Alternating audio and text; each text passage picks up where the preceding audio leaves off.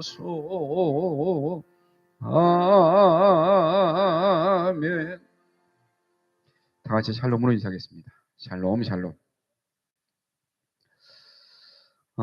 요즘은 참 목회하는 저로서도 좀 참담한 일이 많습니다. 얼마 전에 점심을 같이 먹는데 우리 같은 일하는 분들하고 모밀국수를 딱 먹고 있는데 갑자기 이렇게 물어봐요. 야, 니네 교회 다니는 인간들은 왜 다 그러냐? 예, 그렇게 물어봐요. 예. 쭉 얘기를 들어보니까 제가 할 말이 없어요. 왜 다 그러냐? 왜 다 그렇습니까? 지금 얼마 전에 중국의 전승절 기념일에 보시면 우리 시진핑 또 푸틴, 김정은이 딱 서 있는 모습을 보았죠. 얼마 전에 또 우리 한미일 또 이렇게 공조하는 모습을 보면 이게 마치 예전에 우리 밤에 자다가 전쟁 나는 꿈을 꾸던 그런 시절로 되돌아간 신냉전 시대를 지금 맞고 있어요. 근데 아십니까? 공교롭게도 한미일 이 대통령이 다 기독교인이에요. 그죠? 자칭 독실한 크리스찬이라고 하는 트럼프, 자칭 집사라고 하는 이재명 대통령, 그리고 아주도 희한하게 이시바 총리도 기독교인. 지금 300명 이상을 구금을 했는데 진짜 오늘 아침에 저도 뜨겁게 올라오는 게 쇠사슬을 채웠어요. 보셨습니까?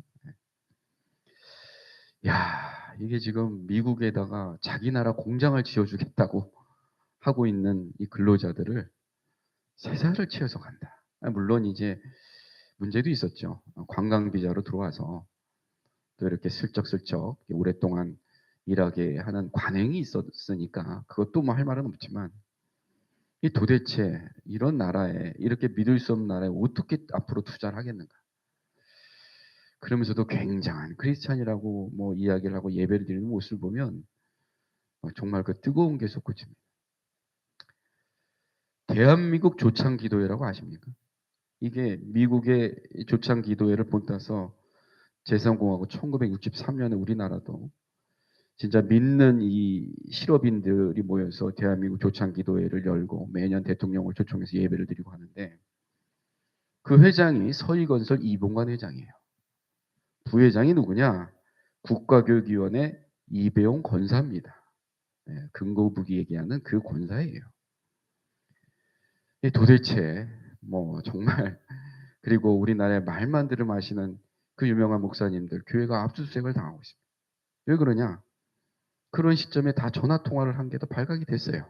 이렇게 저렇게. 도대체 우리가 참 매일같이 말씀을 듣고 설교하는 참 우리 믿는 사람들 이웃을 사랑하고 겸손하고 높은 자리에 앉지 말고 도대체 이게 왜 이렇습니까? 그리고 지금 전도한다고 나와 있는 사람들은 다 이단 신천지의 하나님의 교회고 우리가 참 무엇인가를 잘못하고 있다 하는 생각이 들어요. 매일같이 말씀을 듣고 설교를 하는 게 무슨 의미가 있겠습니까? 저는 그래서 요즘 이렇게 말씀을 전하면서 생각하면서 참담합니다. 참담해. 믿지 않는 사람들이 더 훌륭하게 살고 더 남한테 도움 주고 사는 사람들이 너무너무 많은 걸 보면 안타깝습니다. 자, 반성해야 돼요. 말세입니다. 근데 저는 그래서 우리 믿는 사람 좀 물과 같은 사람이면 좋겠다. 우리 기독교인들이 물과 같은 사람이면 좋겠어요. 물이 어떻습니까? 높은 곳에서 낮은 곳으로 흘러요. 항상 상류에서 하류로 낮은 곳으로 흐르잖아요. 쉬지 않고 지속적으로 흐르고 있습니다. 묵묵히, 무색, 무치, 맛은 없는데 그런데요 이것이 끊임없이 흐르고 지속성이 있어요. 그리고 물은 어디든지 담기죠. 네모인 그릇에 담기면 네모가 되고 동그란 그릇에 담기면 아주 유연해요. 어디를 가도 물이라는 것은 자기 틀을 내려놓고 유연하게 그냥 담겨요. 그런 게 물이에요. 심지어 어때요? 그 물 안에 생명력도 있어요. 이 물이 없으면 한순간도 살 수가 없는 거예요. 너무나도 필요한 거예요. 이 성도들의 모습이 이 물과 같으면 좋겠다. 유연하고 살리고 겸손하고 지속적으로 우리 안에 이 모습이 있으면 좋겠다라는 생각을 저는 하게 됩니다. 오늘 주님이 인정하시면 이라는 말씀으로 우리 요한계시록 2장 3장에 나오는 소아시아 7교회에 관한 주님의 말씀을 우리는 듣고자 합니다. 특별히 이 소아시아라고 하면 터키와 그리스 중간에 그 에게에 있는 그쪽 지역, 지금으로 말하면 터키 지역입니다. 사도 요한은 굉장히 오래 살았어요. 이 요한계시록의 저자인 사도 요한이 요한계시록을 쓴 게 주후 90년에서 96년이니까 사도 바울은 거의 100살을 살았다고 보여집니다. 이 사도 바울이 이제 마지막을 어디서 보냈냐? 유배를 가서 이 반모섬, 이 에게에 떠 있는 반모섬에서 마지막 생을 보내면서 주님이 하신 말씀을 이제 편지로 쓴 거죠. 그래서 실제 터키 지방, 이 소아시아 지역에 실제로 존재했던 그 지역. 그런데 7교회 말고도 많은 지역의 교회들이 있었다고 해요. 근데 특별히 많은 학자들이 왜 그러면 7교회의 편지를 직접 다 전달을 했느냐? 그 당시에 이제 그 에베소, 서머나, 버가모, 두아디라, 사데, 빌라델비아, 라오디게아 이것이 이 원형으로 이렇게 도로가 돼 있었다는 거죠. 편지를 전달하는 도로. 그래서 그 순서대로 이제 이 도로망에 의해서 우편을 보냈고, 그 두 번째는 7교회라는 이야기가 완전수 전체 2000년 후에 이 말씀을 듣게 된 우리 모든 교회들도 하는 말씀이다라는 이야기들을 하고 있죠. 이 요한계시록에 기록된 소아시아의 그 7교회를 향한 주님의 메시지를 보면 주님은 꾸지람도 하시고 칭찬도 하셨어요. 그런데 이 꾸지람을 듣지 않고 오로지 칭찬만 들었던 교회, 그럼 7개 교회 중에서 서머나 교회와 빌라델비아 교회 딱 두 교회를 꼽게 됩니다. 서머나 교회와 빌라델비아 교회. 사실 그 오늘 말씀을 하고자 하는 이 본문은 서머나 교회에 관한 말씀인데, 영적으로 보면 이 서머나 교회는 저도 항상 닮고 싶은 참 부러움의 대상이 될 만큼 참 좋은 교회예요. 참 좋은 교회입니다. 그런데 이 본문을 읽어보면 이 서머나 교회 성도들은 굉장히 힘든 삶을 살았습니다. 굉장히 부유한 지방인데 믿는 사람들은 굉장히 서글픈 삶을 살았어요. 굉장히 좋은 교회인데 육적으로는 말로 다할 수 없는 엄청난 고통, 고난, 극심한 박해 가운데 있었던 교회였어요. 당시 서머나 교회가 자리 잡고 있었던 서머나 지역은 그 당시에 뭐 가장 큰 이 나라로 가면 이제 로마 아닙니까? 로마의 다 속국이었잖아요. 총독들, 우리가 잘 아는 빌라도 총독, 그래도 다 속국에 다 보낸 총독을 보냈듯이 이렇게 다 보면 이 송령 중에 하나였습니다. 뭐 그 당시 가장 큰 송령 에베소도 있었고, 버가모도 있었고, 서머나, 뭐 아시아의 로마 어떤 송령 중에서 가장 큰 엄청난 도시 중에 하나였어요. 그리고 서머나 지역은 굉장한 큰 그 항구 도시로 무역이 활발했기 때문에 뭐 경제적으로 굉장히 부유한 지역이었다. 그리고 특별히 서머나 지역은 로마 정부에 엄청나게 충성을 다 바치던 도시로서 유명했기 때문에 로마 정부에 정성을 다해서 세금도 바치고 조공도 바치고 더 이제 로마에게 환심을 사기 위해서 그 당시 로마의 황제를 신으로 숭배했기 때문에 황제 숭배 사상에 아주 적극적으로 협조했던 도시였습니다. 그래서인지 이 엄청나게 잘 살고 아주 로마가 마음에 들어했던 이 지역, 그리고 황제를 아주 숭배했던 지역, 이 황제 숭배 사상의 가장 큰 문제는 뭐냐? 로마 제국에 엄청나게 협조적이었던 서머나 지역의 가장 문제는 눈에 가시는 예수장이었다. 예수장이었다. 그러면 상상이 가죠. 엄청나게 큰 잘 사는 지역에 눈에 가시였던 예수장이다. 그럼 예수를 믿는다. 일단 직업을 안 줘요. 일자리 안 줍니다. 재산 몰수합니다. 극단적으로 박해합니다. 감옥에 가두고 때립니다. 그러고 보니 이게 느껴지시오. 엄청나게 부유한 도시에서 엄청나게 눈에 띄게 엄청나게 가난하게 비참한 어려움 삶을 살던 자들 다 그리스도인들이었습니다. 그래서 주님이 오늘 2장 9절 말씀에 이렇게 말한 거예요. 이렇게 시작하죠. 9절 말씀. 내가 내 환난과 궁핍을 알아. 주님이 서머나 교회에 이렇게 편지 쓴 거예요. 내가 내 환난과 궁핍 다 안다. 여기서 환난은 큰 바위가 진누르다. 이 단어만으로도 엄청난 고통을 당하고 있던 서머나 교회 성도들의 극심한 상황을 충분히 짐작할 수 있습니다. 모두가 다 잘 사는, 모두가 넉넉하고 부유하게 사는 상황 속에서 예수 믿는 사람만 찢어지게 가난하고 바위로 짓누르는 듯한 고통 속에 살아야 했다면, 야, 어쩌면 그럼에도 어떻게 끝까지 믿음을 지켜낼 수 있나? 어떻게 지켜낼 수 있을까? 솔직히요, 오늘날 믿음 좋다는 크리스천 가운데도 이런 상황에서 믿음을 내가 끝까지 지킬 수 있는 사람이 과연 얼마나 있을까? 그들이 그 극심한 고난과 박해를 이겨낼 수 있었던 것은 지금의 태평 성대를 사는 우리가 절대로 경험할 수조차 없는, 생각할 수조차 없는 그들만의 특별한 영적 체험이 있었으리라 생각이 되어집니다. 물론 그때는 주님이 곧 오실 것이라는 확실한 재림에 대한 신앙이 있었던 걸로 믿어집니다. 주님이 근데 생각보다 계속 늦게 오시기 때문에 그 믿음도 좀 옅어졌을 것이다 생각은 해요. 그 당시 순교했던 사람들은 주님이 곧 온다는 생각하에 순교의 잔을 기쁘게 받았을 거란 생각도 합니다. 자, 그러면 어떠한 도대체 영적 체험이 있었기에 그걸 어떻게 견뎠을까? 뭔가 특별한 것이 있었다 이거죠. 예. 그들에게는 순교를 하고 비참하게 살면서도 그런 그들만의 특별한 영적 체험이 무엇일까? 그렇다면 이 특별한 영적 체험과 은혜가 과연 무엇이었을까? 늘 그것이 궁금했었는데 오늘 이 요한계시록 말씀 속에서 힌트를 얻게 돼요. 당시 고통당하던 소모나 교회 성도들에게는 주님이 주신 특별한 영적 은혜가 두 가지가 있어요.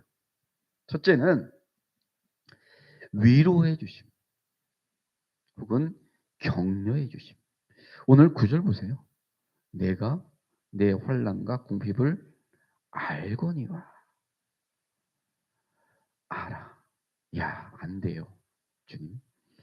안다고 하셨는데 여기서 안다, 알다라는 단어는 뭐 단순히 내가 너 힘든 거 알아, 내 고통 알아 정도의 지적인 알을 말하는 게 아니에요.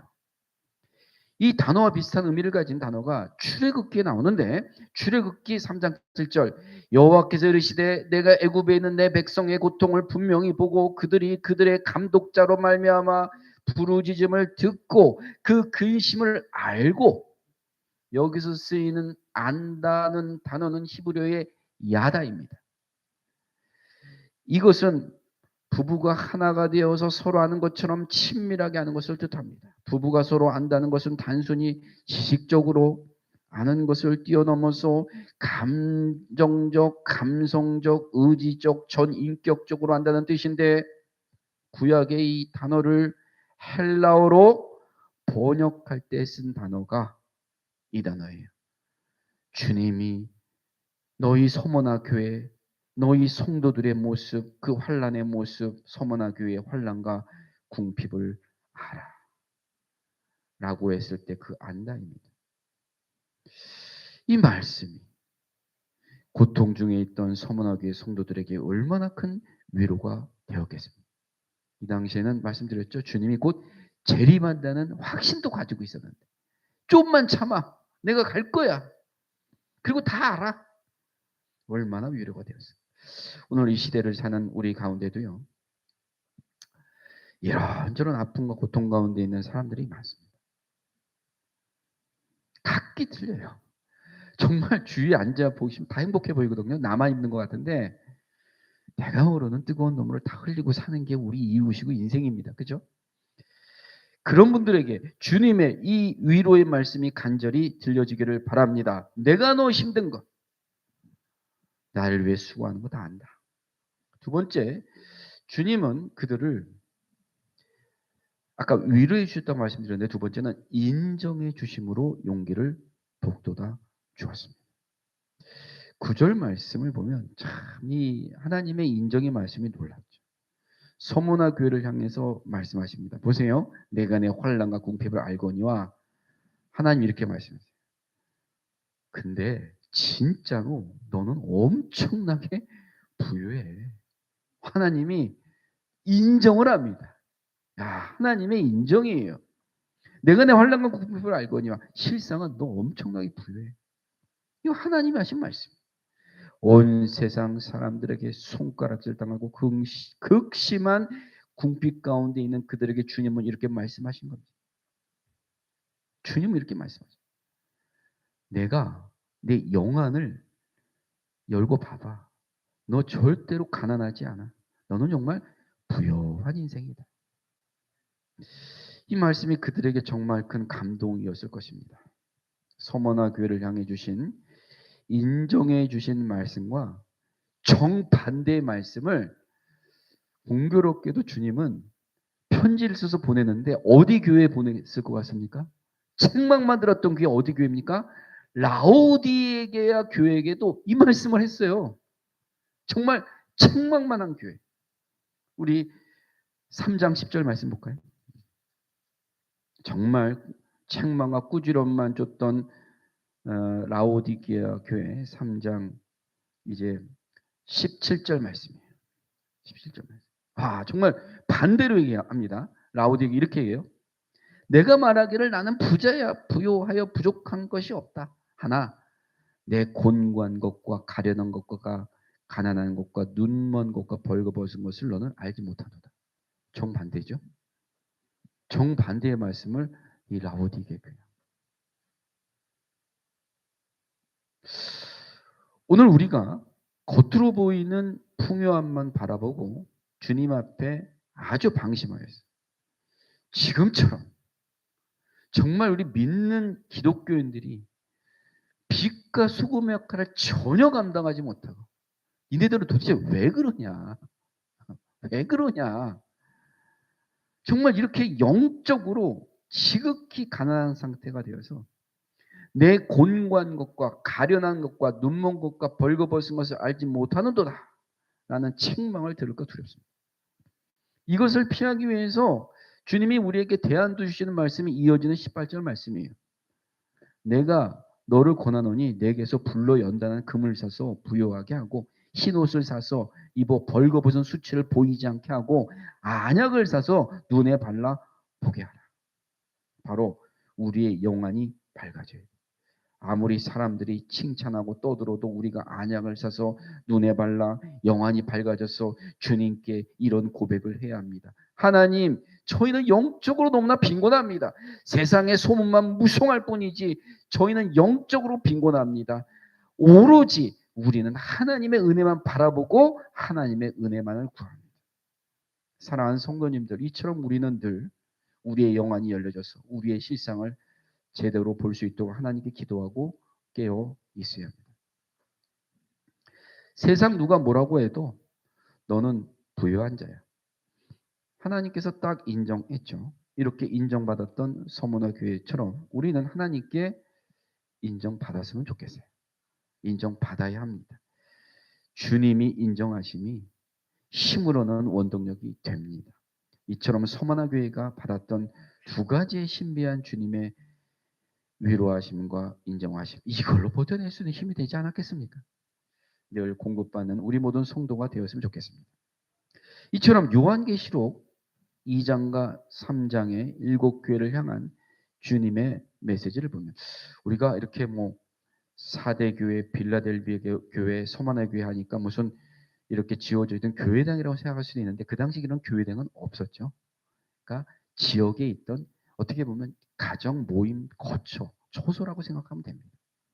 이런 2장, 3장의 7교회를 향한 주님의 메시지를 보면 주님은 각 교회를 향해서 본인 자신을 다르게 묘사를 해요. 똑같이 묘사하지 않습니다.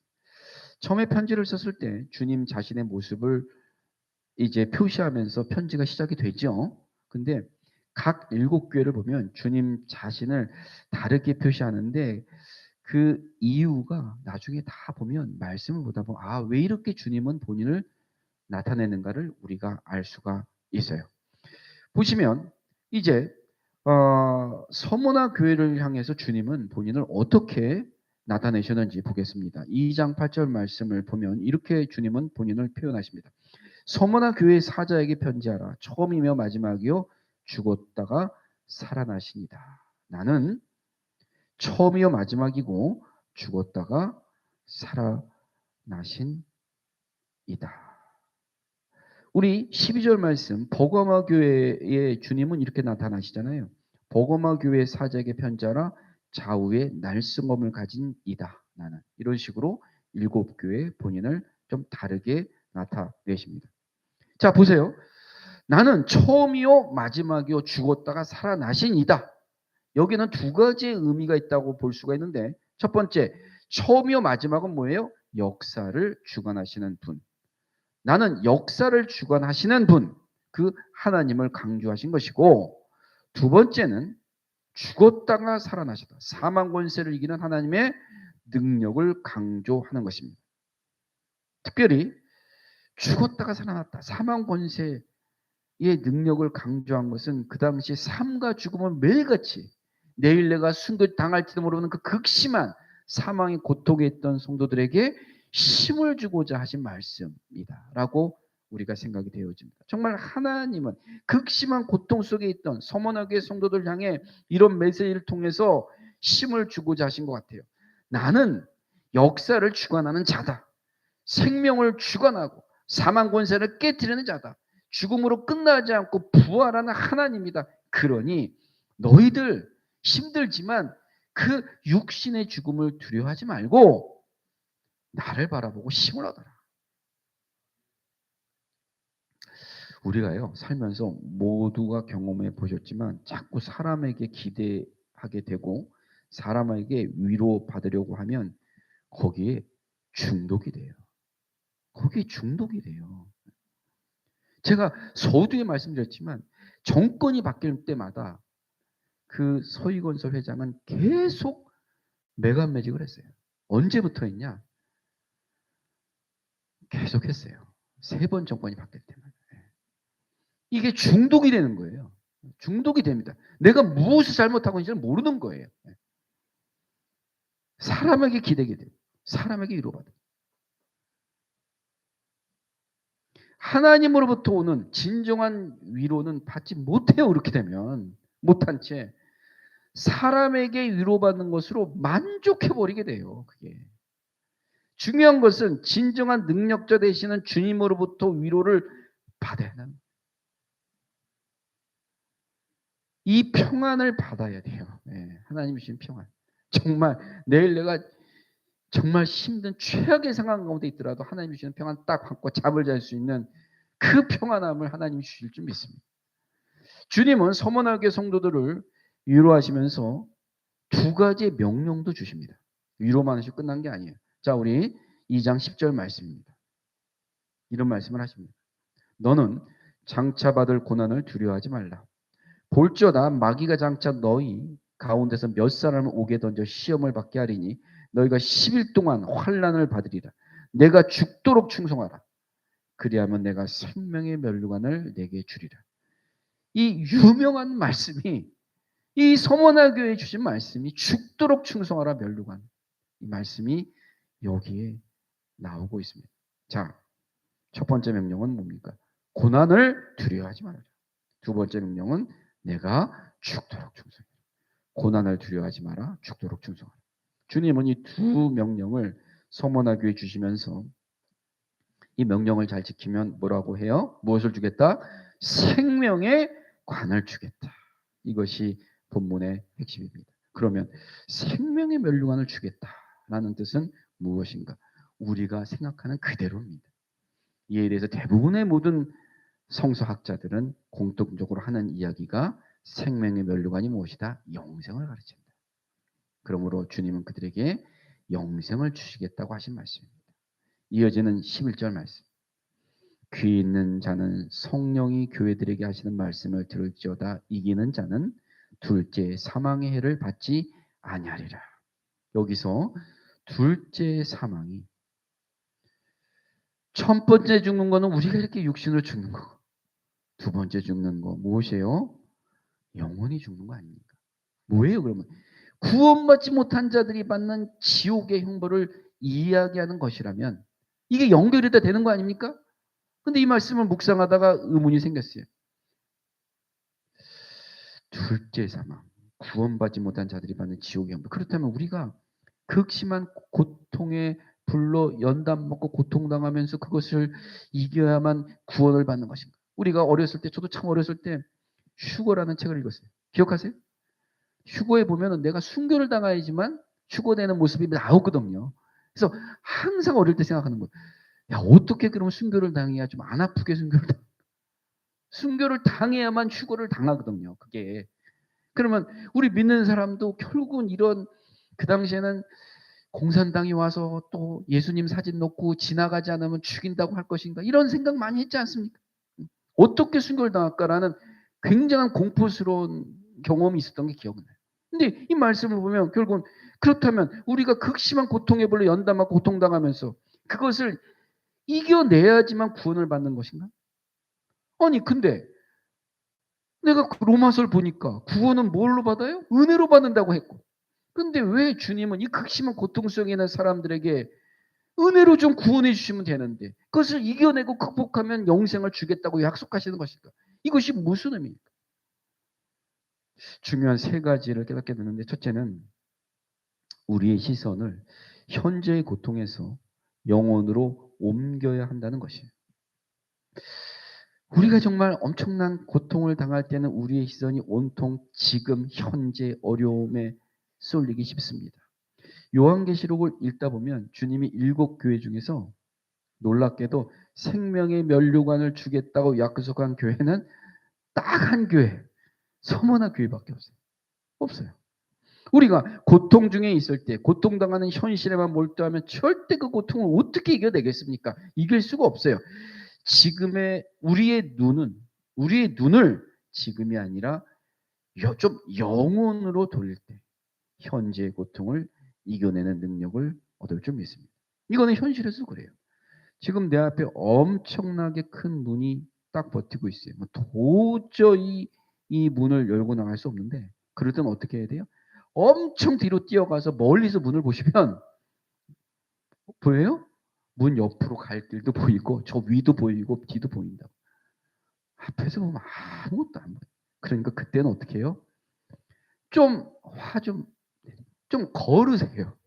시간을 좀 늦추시고 한번 좀 생각하시고 끓어오르는 화도 좀 참으시고 걷는 게 제일 좋습니다. 쭉 걸으세요. 어찌되었든 걸으시면서 기도하는 거죠. 하나님 저 좀 살려주세요. 네. 너무나 담백하지만 너무 좋은 기도 아닙니까? 저 좀 살려주세요. 그렇습니다.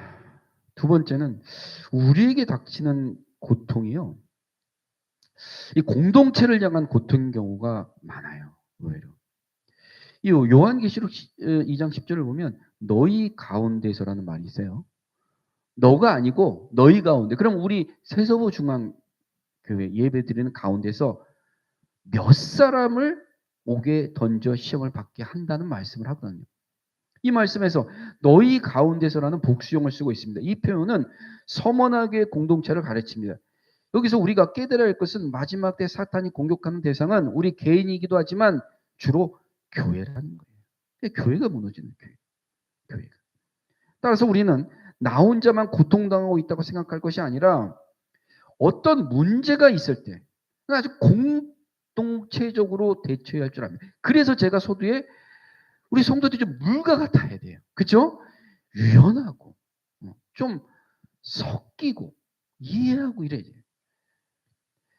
요즘 교회도 많이 공동체가 깨진단 말이에요. 교회 공동체.